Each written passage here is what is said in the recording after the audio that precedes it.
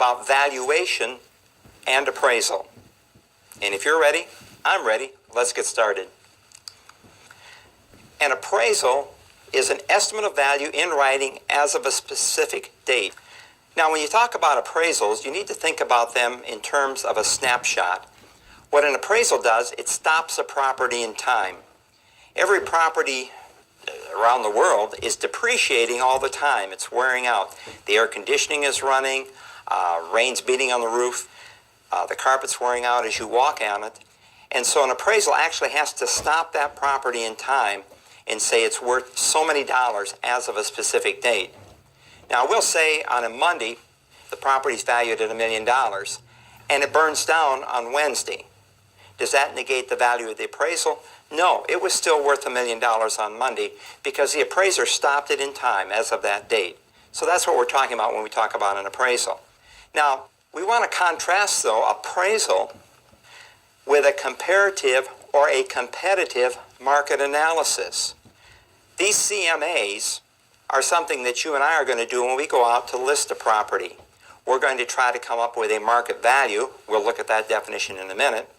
We're going to try to come up to a market value of that property by comparing it to other properties that have sold in the marketplace. For example, we're going to compare it to currently listed properties, which is the competition for that property. We're going to compare it to recently sold and closed properties, the successes. That shows us what the market is willing to pay. And then finally, the expired listings are the failures in the marketplace. Those prices show us what the market is not willing to pay. And what that CMA is going to do, it's going to identify a range of values for us. Because, for example, say I come out to list your house and you say, Tom, I got to sell this real quick. I want to be out of here in 2 weeks. Well, we're going to put a price on that property that's going to enable it to sell in a very short amount of time.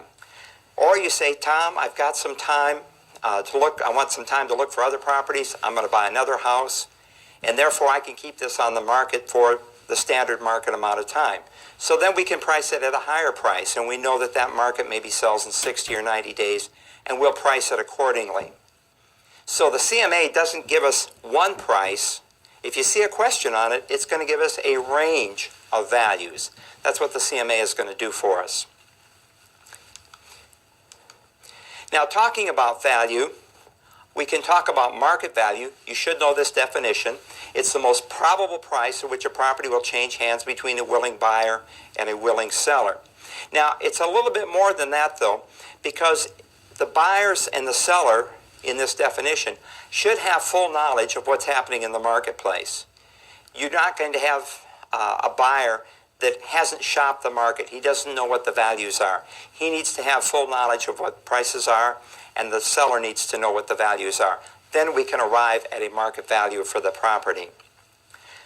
Now, we contrast that with market price, is the price at which the property changes hands between a willing buyer and a willing seller.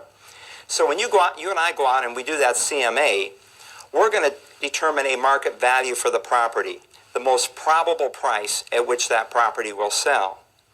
When that price gets negotiated between a willing buyer and a willing seller, and we've got that on the contract, then we have market price. It's the price at which the property actually changes hands. Now, there's more, though, to value than just the market value and the market price, and we want to talk about that a little bit. Anytime that you and I go out to take a listing, we're having a discussion with the seller about what his property is worth. But we're coming from two different standpoints. We need to talk about objective value and subjective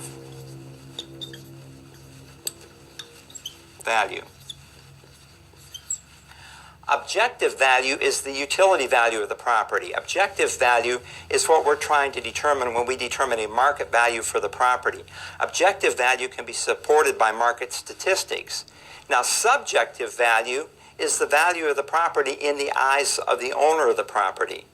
You've heard the term before, beauty's in the eyes of the beholder. That's subjective value. And anytime you and I go out and take a listing, we're going to be having that discussion with the seller, and he's coming from one point of the discussion. We're coming from the other side of the discussion. Let me give you an example. We'll take 3 properties in a subdivision.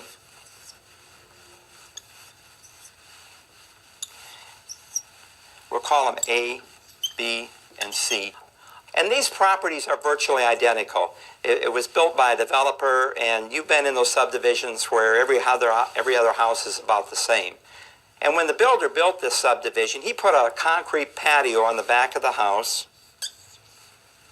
like that. That was his standard patio.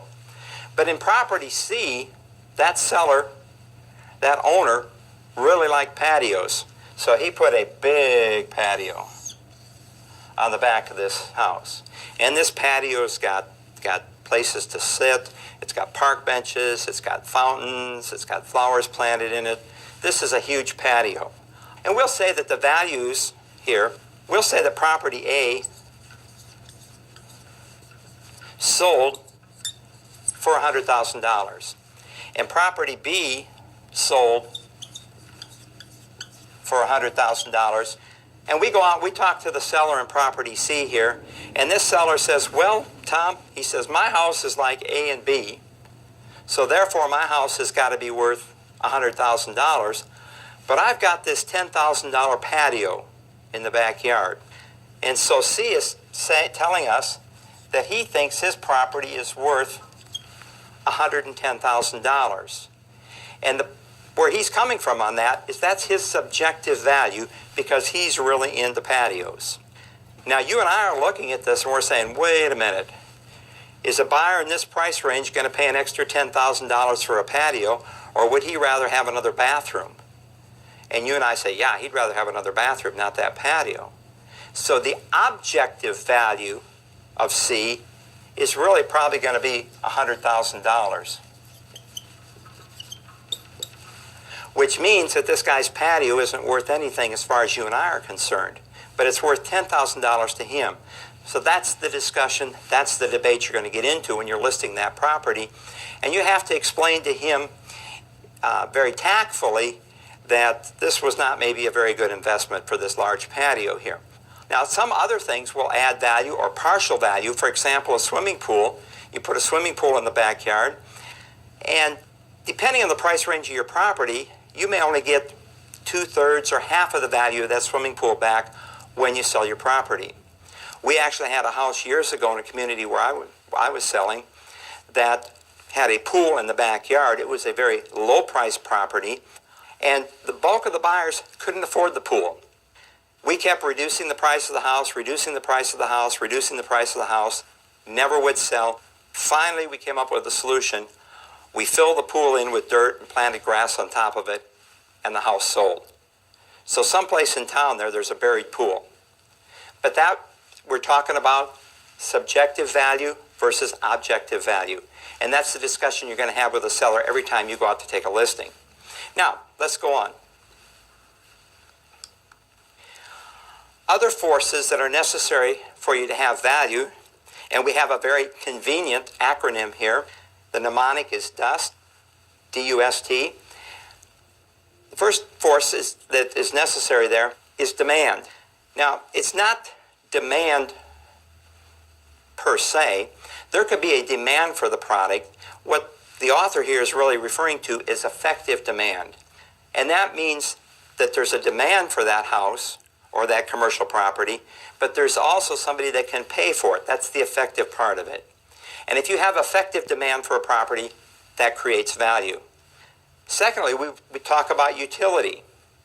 If the property doesn't have utility, it doesn't have value. Maybe a good example would be as you're out in the Sahara Desert and you're pretty short on water and somebody offers you a brand new Mercedes or a case of water. What are you going to take? Well, you always wanted a Mercedes, but does it have any utility in the middle of the Sahara Desert? The answer is no. You want the case of water. The case of water has value in that case. The Mercedes does not. Also, you have to have scarcity. Scarcity means that there's a limited supply of the product. And as they say about land, buy land, they're not making it anymore. Land by definition is scarce. They are not making it anymore. And finally, that property has to have transferability. We recently listed a property for a young lady, and when she bought that property, she had a cosigner that signed the documents with her so she could afford to buy the property. Well, 3 years later, she calls us. She wants to sell the house. And we said, where's the other owner of this property? Because he was on the deed, he was on the note and mortgage. And she said, I don't know where he is. He went back to another country that he had come from. And I said, well, we got to find him or we can't sell the property. We can't get a valid listing. We can't get a valid contract without his signature. And so that property would have sold within a week. It had demand, effective demand. It had utility. It was very usable, very nice little home. It had scarcity. There wasn't many homes in that price range in that community, but it did not have transferability. So therefore, the value of it was what? Zero. That's dust.